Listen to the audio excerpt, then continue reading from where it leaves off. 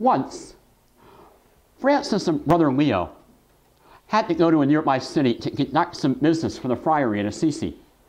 They had planned to be gone a long time, but by God's grace, they got their business done that very day and decided to return home. It was already late in the day, and a cold rain was falling.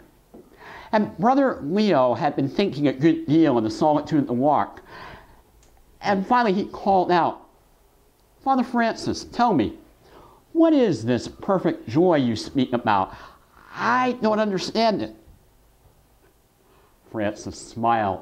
He said, "Oh, Brother Leo, little Lamb of God, imagine that God gave the friars all the knowledge of the world.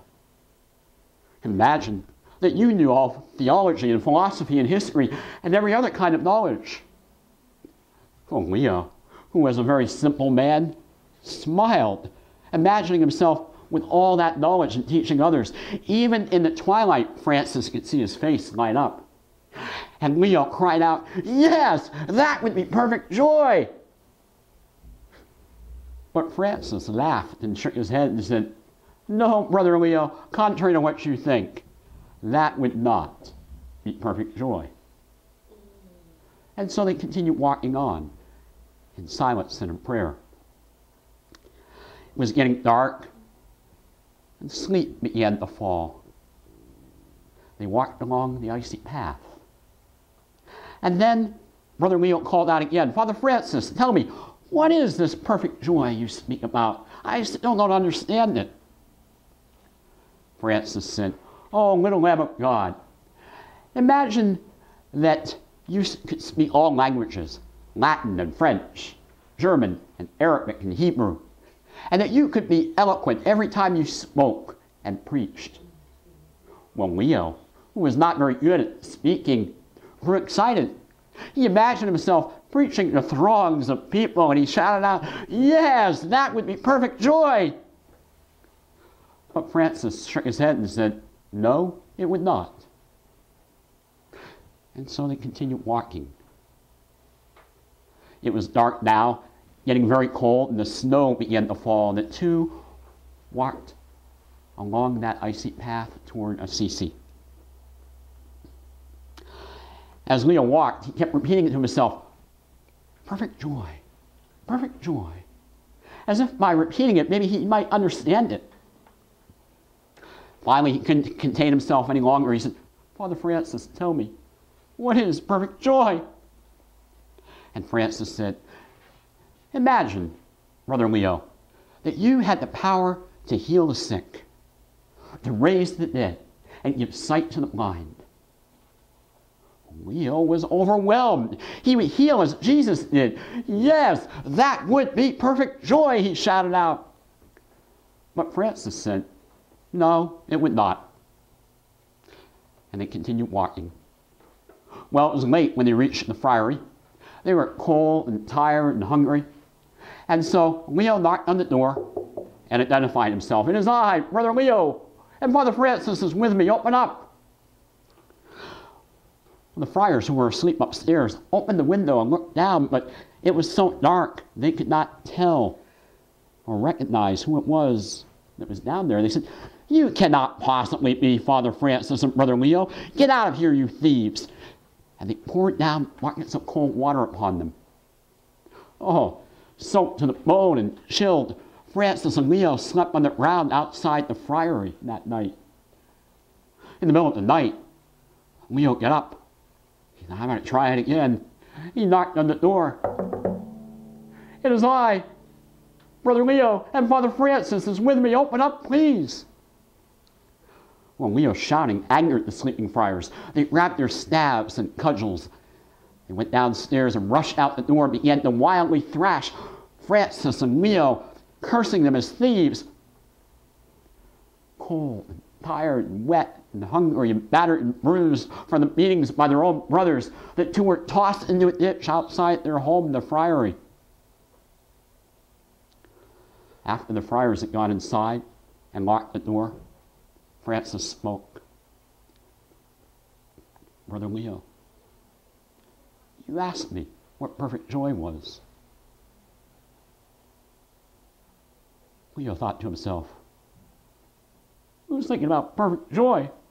All I'm thinking about is how cold and tired and hungry I am, and how my own brothers not even recognize me, and what a cross this is to bear. This isn't perfect joy, it's perfect misery. Francis didn't have to hear those thoughts. He knew what Leo was thinking, and so he continued. He said, Brother Leo, all those things, true knowledge, the gift of speech, the power to heal, those are not our own, but they're gifts from God. And since they're not our own, they cannot give us perfect joy.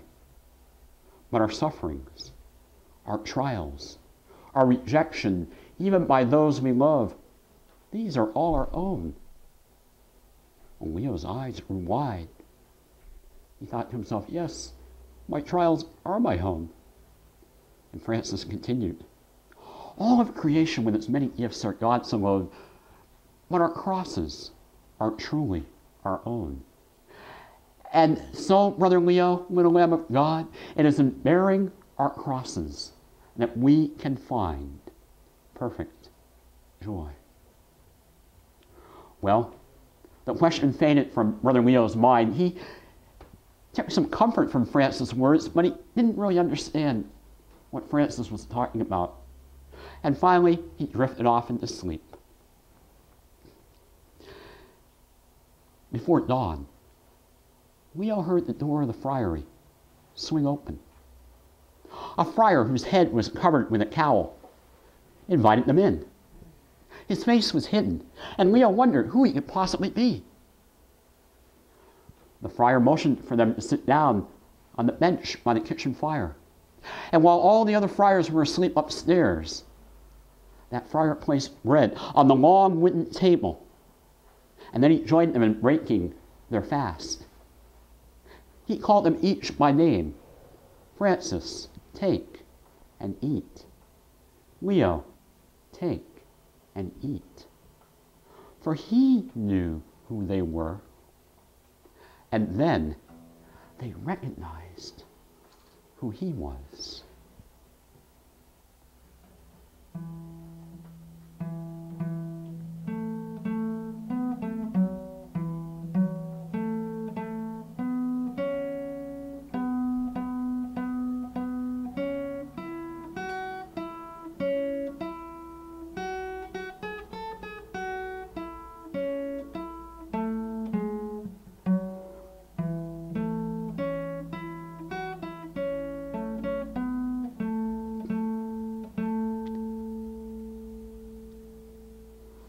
Francis was the mirror. Christ was the image of joy that Francis reflected. On that same day, the day of Jesus' resurrection, two of them were walking to a village called Emmaus, about 7 miles from Jerusalem, and talking with each other about all these things that had happened. And as they were talking and discussing, Jesus himself drew near and walked with them, but their eyes were kept from recognizing him. He said to them, what are you talking and discussing with each other as you walk along? They stood still, looking sad. Then one of them, whose name was Cleopas, said to him, are you the only stranger in Jerusalem who does not know the things that have taken place there these days? What things? Said Jesus. The things about Jesus of Nazareth, who was a prophet, mighty in deed and word before God and all the people, and how our chief priests and leaders handed him over to be condemned to death and crucified him. But we had hoped that he was the one to redeem Israel. Yes, and besides all that, it is now the 3rd day since these things have taken place. Moreover, some women from our group astounded us. They went to the tomb early this morning, and when they did not find his body there, they came back and said they had indeed seen a vision of angels who said that he was alive. Some from our group went to the tomb and found it just as the women had said, but they did not see his body there. Then he said to them, oh, how foolish you are, and how slow of heart to believe all that the scriptures, all that the prophets have declared. Was it not necessary for the Messiah to suffer these things and then enter into his glory? And beginning with Moses and all the prophets, he interpreted to them the things about himself in all the scriptures. When they drew near the village to which they were going, he walked ahead as if he were going on. But they urged him strongly, saying, "Stay with us, for the day is nearly over and it's almost evening." So he went in to stay with them. While he was at table with him, he took bread, blessed, and broke it, and gave it to them. And then their eyes were opened, and they recognized him, and he vanished from their sights. They said to each other, "Were not our hearts burning within us while he was talking to us on the road, while he was opening the scriptures to us?"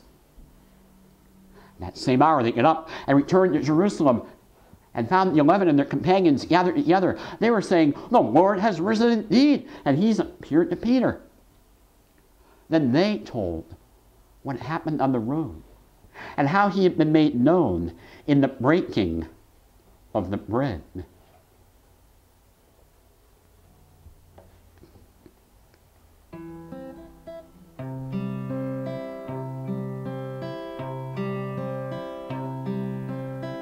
Make me a channel of your peace. Where there is hatred, let me bring your love. Where there is injury, your pardon, Lord. And where there's doubt, true faith in you. O Master, grant that I may never seek so much to be consoled as to console, to be understood as to understand, to be loved as to love with all my soul. Make me a channel